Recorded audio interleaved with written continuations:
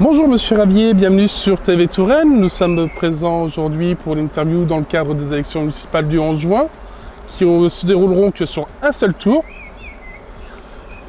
Comme pour Monsieur Boutard, nous allons vous poser quelques questions qui nous ont été soumises par les Amboisiens. Quelle pourrait être, vous, la position de votre liste sur le maillage associatif ?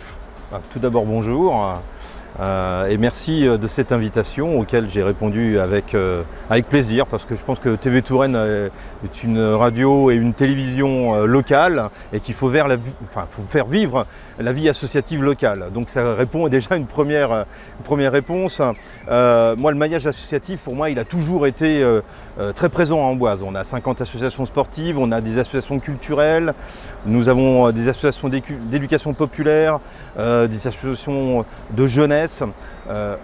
Il est important de travailler de concertation ensemble et dans un des axes de notre programme, nous avons prévu de mettre en place une maison des associations. Avez-vous l'intention de remettre en place un service de minibus qu'il y avait sur la commune d'Amboise ainsi sur la commune de Nazelles ?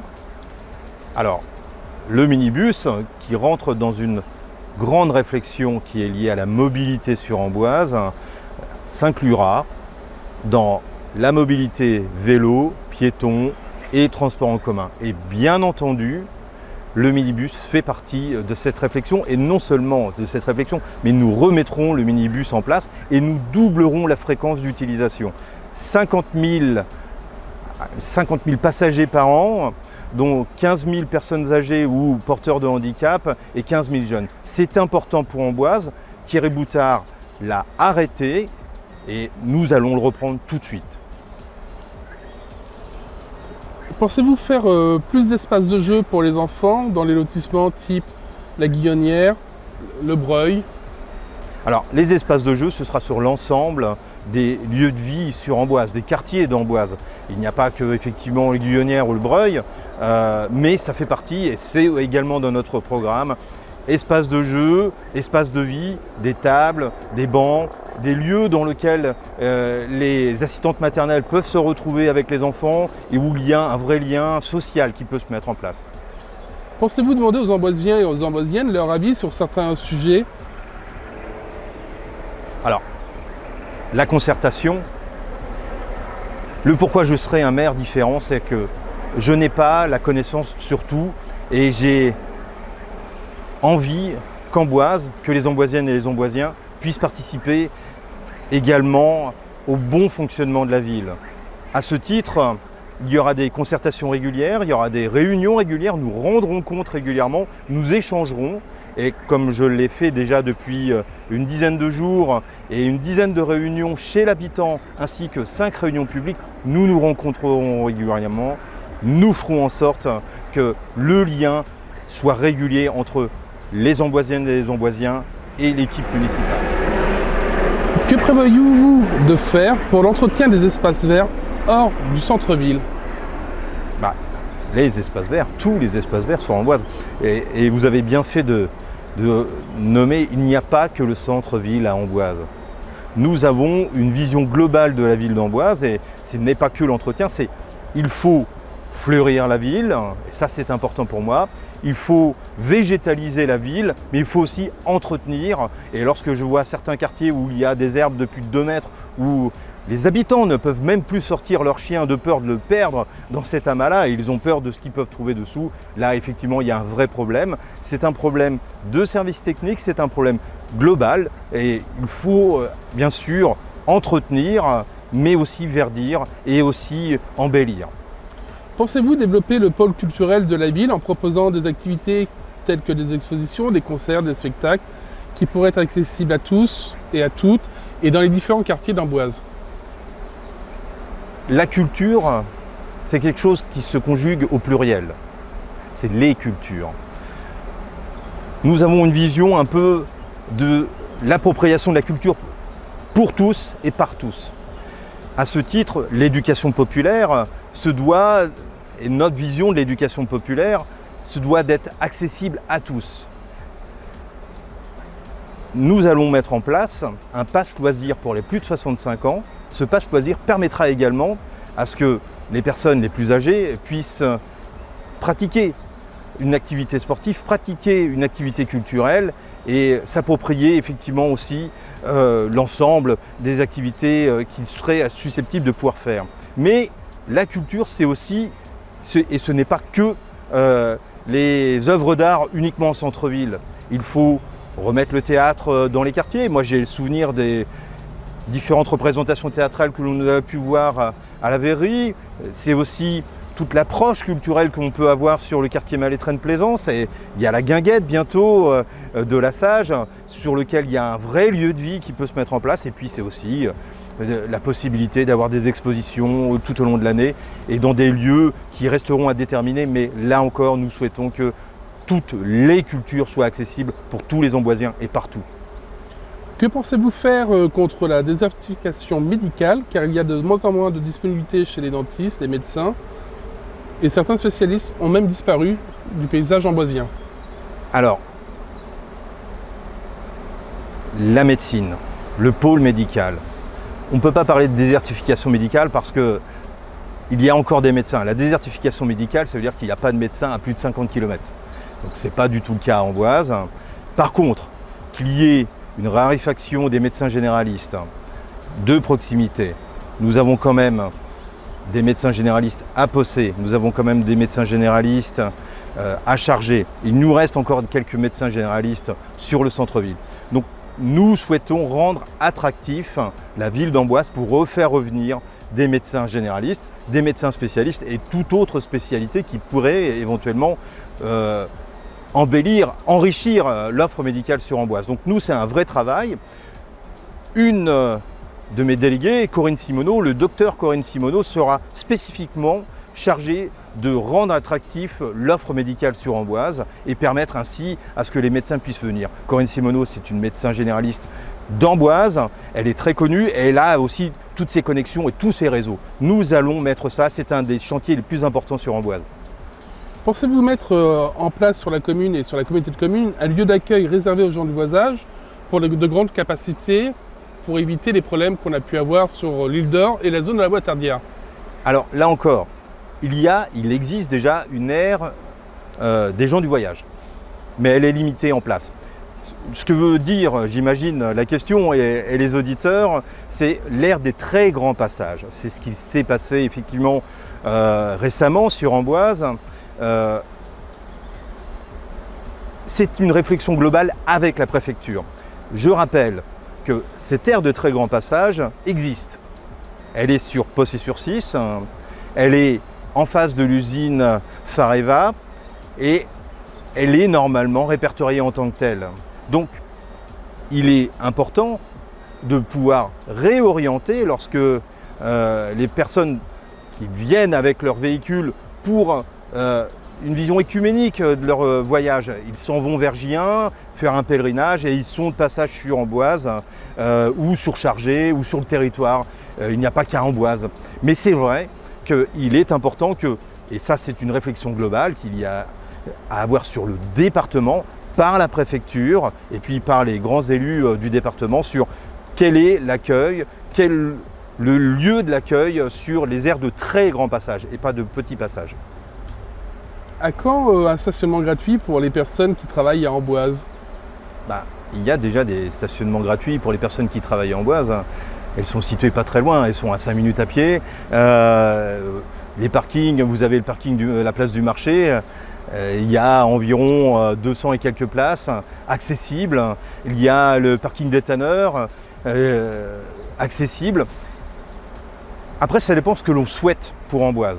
Est-ce que l'on veut des voitures ventouses qui empêchent le commerce local ou est-ce que l'on veut une mobilité dynamique avec des personnes qui souhaitent commercer et faire commercer les commerces de centre-ville? Nous allons proposer le rallongement de la période de 20 minutes qui est actuellement gratuite à une période d'1 heure qui permettra ainsi à ce que des commerçants locaux puissent recevoir plus facilement des utilisateurs, des usagers pour commercer, ce qui permettra à monsieur et madame tout le monde, et là ce sera ouvert à tous, à ce que vous pouvez aller voir le médecin, aller chez le pharmacien, acheter une baguette de pain, et tout ça dans 1 heure.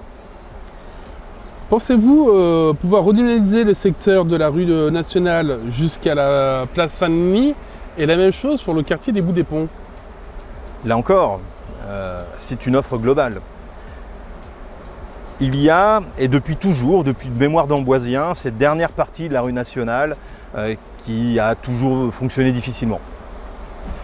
Nous souhaitons sur 2 phases, là encore, la première c'est ce que j'expliquais tout à l'heure, cette heure gratuite qui permet à ce que toutes les personnes qui souhaitent commercer sur Amboise puissent trouver du temps pour le faire. Donc ça, ce sera l'heure gratuite. C'est aussi une volonté de notre côté d'avoir la réfection de cette rue nationale par tranche. Et on commencera par cette dernière tranche qui commence de la place Saint-Denis et qui va vers le château d'Amboise. Donc là, encore, nous souhaitons animer cette tranche avec réfection, travaux par tranche. Et puis, en dernier lieu, il faut peut-être rendre plus dynamique les commerces de ces dernières tranches. Et nous souhaitons également, et c'est dans le programme, qu'il y ait une taxe sur les locaux inoccupés. Cette taxe serait mensuelle et qui obligerait, nous l'espérons, les propriétaires à diminuer le coût de la location et permettre ainsi des jeunes commerçants de pouvoir s'installer et de rendre cette rue nationale plus dynamique. Pour le Bout des Ponts, la chose est un peu différente. Les commerces du Bout des Ponts fonctionnent avec les Bouts des Ponts, avec un passage. Et nous souhaitons aussi avoir une concertation globale avec les commerçants du Bout des Ponts et rendre aussi dynamique cette partie-là. Vous avez évoqué pendant la soirée débat sur notre confrère TV Tour la création d'un plan de circulation pour piétons et cyclistes. Quelles sont ces propositions? Alors c'est pas un pôle circulation, c'est nous allons mettre en place et il y aura une présentation en janvier 2024 sur un schéma de mobilité sur Amboise. Donc ces propositions, elles seront étudiées et c'est aussi notre manière de fonctionner, c'est-à-dire que nous n'avons pas des idées toutes faites, nous avons une réflexion, on a un élu qui sera spécifiquement chargé de cette concertation et de ce travail de mobilité et c'est ce même élu qui présentera en janvier 2024 tout le schéma de mobilité. Nous souhaitons vraiment à ce qu'il y ait que la place du vélo, que la place du piéton, que la place du transport en commun et que la place de la voiture soit présente, mais soit identifiée sur Amboise. Il y a, et dans notre volonté, la mise en place de pistes cyclables sécurisées qui permettraient également d'avoir un axe sécurisé qui irait de la gare jusqu'à la cité scolaire et dans un deuxième temps de l'axe qui irait de la Verrie jusqu'à Auchandon. Donc ces axes, ces pistes, ces réflexions nous permettra d'avoir une vraie place du piéton, du vélo et du transport en commun. Avec le développement de la zone abordardière, y aura-t-il aussi un plan d'accès pour les cyclistes et les vélos à cette nouvelle zone commerciale? Là encore, tout sera présenté, réfléchi, en concertation avec les associations, en concertation avec les habitants. On n'est pas en train d'élaborer des plans, concertation, travail de partenariat avec les personnes qui ont des idées, les riverains, et après on présentera en janvier 2024. Lors des dernières élections, vous avez milité pour la règle des moins de 3 km pour le transport scolaire, avec la région principalement pour le quartier de la Verrie. Un éleveur nous pose la question, est-ce que vous allez, si vous êtes élu, faire le nécessaire pour les autres quartiers qui sont concernés, comme la gendarmerie, la grille dorée, pour qu'il y ait enfin un transport scolaire? Ça c'est un travail. Je rappelle que le maire sortant avait promis juste avant le deuxième tour, en juin 2020, que la zone, tous les scolaires d'Amboise auraient un transport en commun sitôt qu'il soit élu. Sitôt qu'il serait élu. Ça fait 3 ans, il n'y a rien. Une des promesses de plus. Il y a un vrai travail et on l'avait déjà engagé avec la région et avec le vice-président en charge des mobilités et du transport sur la région pour qu'il y ait effectivement des arrêts de bus plus fréquents. Le fait qu'il y ait aussi dans notre volonté d'avoir des minibus et qu'il y ait une offre globale de transport en commun inclut effectivement cette possibilité des 3 km. C'est un axe important pour nous, cette mobilité, ce transport en commun, et bien sûr, nous y veillerons. Quel est votre axe sur le développement de l'activité de la zone Bois-Terbière? Alors ça, c'est un travail communautaire. C'est Vie Éco, c'est le service vie économique, et je pense qu'il y a aussi des agents qui sont très compétents, et c'est aussi un travail de la vision communautaire. Moi j'ai envie, et c'était déjà une de nos réflexions, qu'il y ait effectivement un développement commercial sur la Bois-Terbière, qu'il y ait des commerces dynamiques. J'ai envie aussi qu'il y ait le respect du centre-ville, des commerces de centre-ville, et qu'il n'y ait pas des commerces qui se fasse la guerre entre le commerce de centre-ville et les commerces de la Bois-Terbière. Donc nous devons être malins, nous devons réfléchir collectivement, mais où nous devons proposer des nouvelles offres, notamment avec des articles de sport, des magasins sur la maison, etc. etc. Pensez-vous développer des structures d'accueil pour les enfants comme le centre de loisirs? Et si ce n'est pas le cas, quelles sont vos propositions pour les parents qui travaillent et qui n'ont pas de possibilité de faire garder leurs enfants? Alors, là encore, est-ce qu'ils sont scolarisés ou pas? Première chose. Est-ce que les enfants ont moins de 3 ans ou pas? Est-ce que les gens habitent, donc ce sont des Amboisiens ou pas? L'ALSH, le centre de loisirs, est une compétence intercommunale, communautaire. Il y a différents centres de loisirs qui sont répartis sur les 14 communes, qui couvrent les 14 communes de notre territoire. Et les offres qui sont proposées ne permettent pas toujours aux Amboisiens de pouvoir avoir un lieu qui leur permette de faire garder leurs enfants. Mais là encore, c'est la vraie question, c'est est-ce que les enfants sont scolarisés ou non? S'ils ne sont pas scolarisés, c'est-à-dire s'ils ont moins de 3 ans, nous parlons des places de crèche, et là c'est encore différent. S'ils ont plus de 3 ans, et s'ils sont l'âge des scolarisés, eh bien il y a un accueil périscolaire qui est proposé, et le mercredi c'est un ALSH. Donc voilà, la question est peu précise et amène beaucoup de réponses. Une question qui nous est arrivée il y a encore peu de temps suite au débat sur TV Tour. Quelle est votre position par rapport aux structures sportives du Val d'Amboise, et principalement d'Amboise?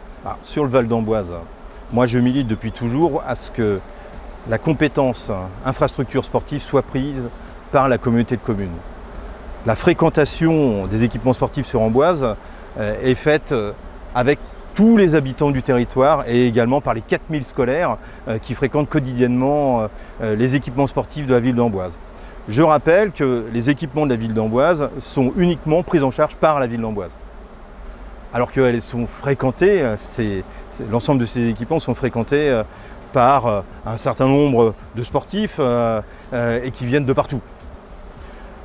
Je milite vraiment et je souhaite vraiment qu'il y ait une prise de conscience, et de confiance aussi, mais une prise de conscience sur l'utilisation des équipements sportifs en Amboise. Les équipements sportifs sont des équipements sportifs qui sont vieillissants et il faut savoir les entretenir.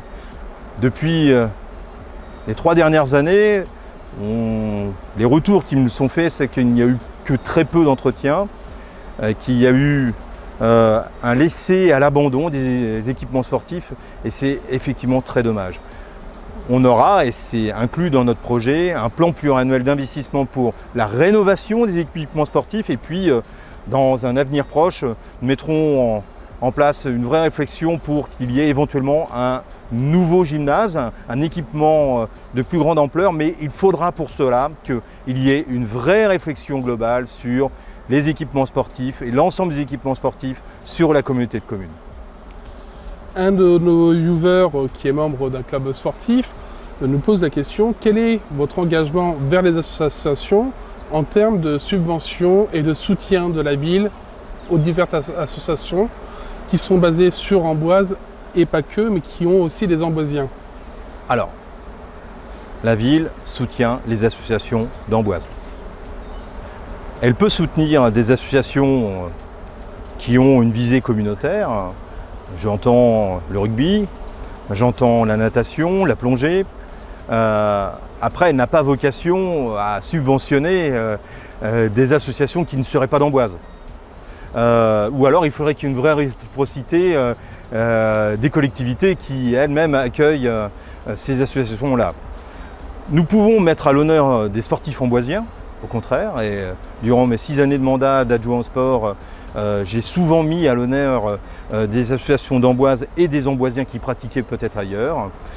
Mais pour moi, il est important déjà de soutenir financièrement, et nous sommes d'accord, mais de soutenir techniquement, de soutenir également par le biais des équipements sportifs, de soutenir par le biais des véhicules, voilà, l'ensemble des pratiquants sur Amboise.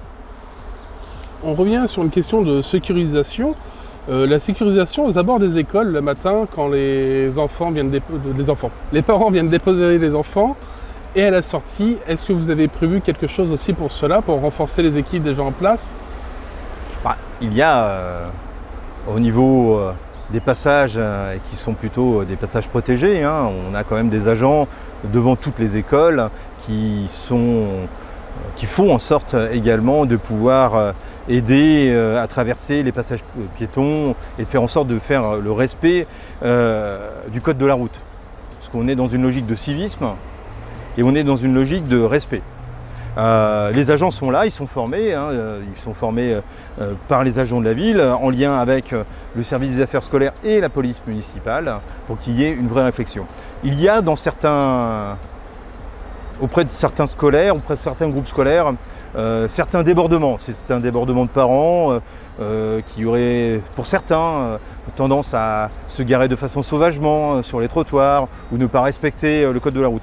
Et donc il faut qu'il y ait un passage plus régulier de la police municipale pour que l'on puisse faire respecter régulièrement ces axes de la route et qu'on sécurise au maximum le passage des enfants. Vous avez évoqué un renforcement de la sécurité par le biais de la vidéosurveillance. Pensez-vous aussi renforcer les équipes de la police municipale en termes d'effectifs? Là encore, sur un effectif global, nous ferons un audit d'entrée le lendemain de notre victoire sur les finances et toute la côté fonctionnement RH de la ville. Et à partir de là, nous verrons ce qu'il y a de bien de travailler entre quel renfort dans quel service et auprès de qui. Je ne vais pas faire des promesses que je ne saurais tenir. Je ne suis pas un homme de promesses en l'air. Je suis un homme pragmatique. Lorsqu'il y a une difficulté, il faut savoir la prendre en compte et c'est ce que je ferai. Très bien. Je vous remercie, Monsieur Ravier. Merci beaucoup et bonne fin de journée à vous. À très bientôt sur TV Touraine.